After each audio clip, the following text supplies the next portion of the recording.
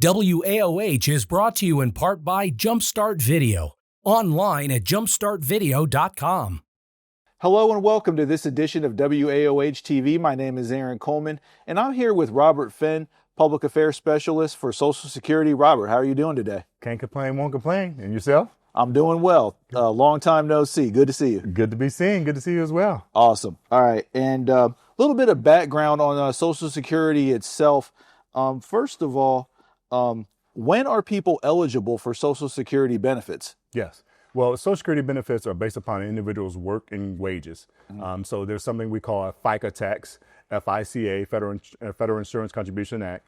Individuals work and they become eligible based upon their age as well as the years of work. So if an individual has worked on average at least 10 years, they are potentially eligible for the Social Security retirement benefits. And the earliest age they can file for those Social Security benefits are at age 62.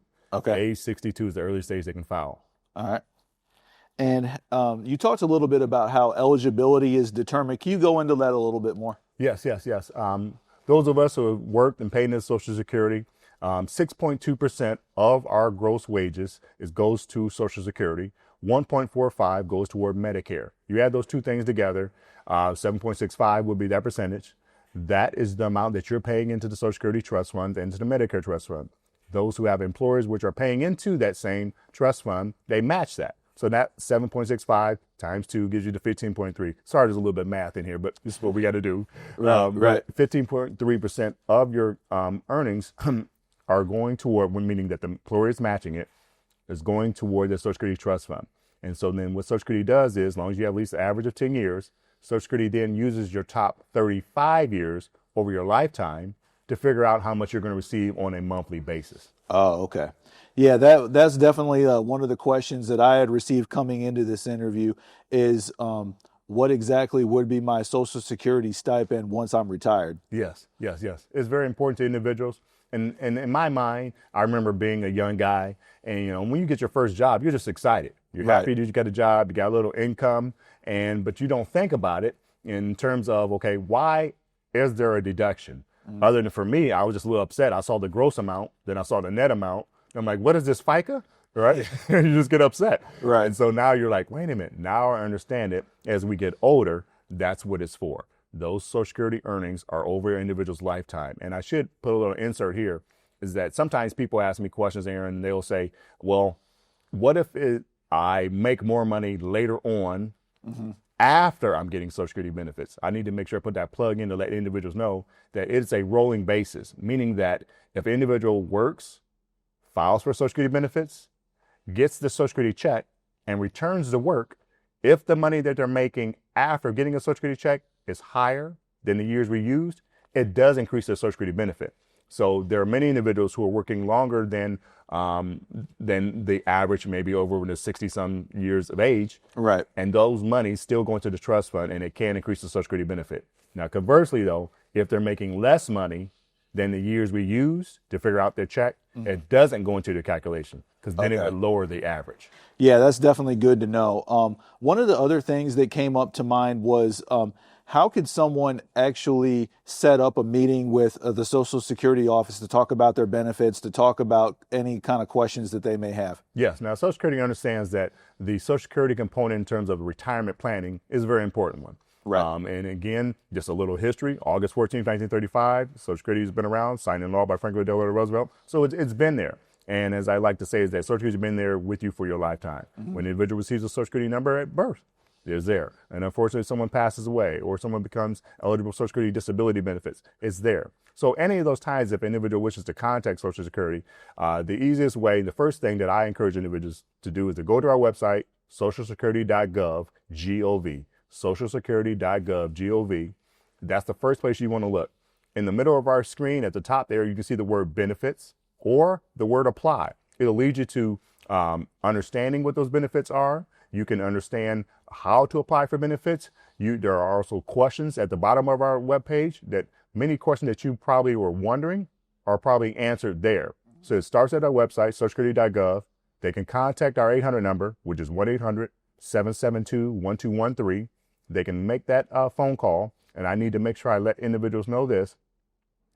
many people may have questions, and as I said, they can go to our website first to get those questions, but we have limited the amount of individuals who can walk into a local Social Security office.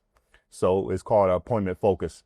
And so if you were to call us and say, hey, I want to see someone, no problem. More than likely, they're going to give you an appointment. Now, if there was an emergency need, then yes, that's something that we may be able to handle in the office, the location, closest to you. And I should say this, it's a federal program. If someone was in Florida and they had questions, but they live in Akron, that's okay. You can go to a Florida office and ask questions. You can file a claim. We'll use your zip code to where those benefits are going to start. So everything is there. But go to our website, 1-800-772-1213 is a national number, and then it will be our local office for any questions. Right. And one of the things that also came to mind was the fact that there's definitely been like a lot of different fraud things that are related to Social Security. There's instances where scammers and people could come to someone's house claiming to be a member of Social Security, or they would call you on the phone claiming to be a member of Social Security. What can you say to individuals that would be faced with that, and how could they prevent something from happening in terms of their Social Security benefits or anything like that? One, I say let's stick to the basics. If someone someone says that they're from Social Security, wouldn't we already know your Social Security number, right? Right. They're asking for that.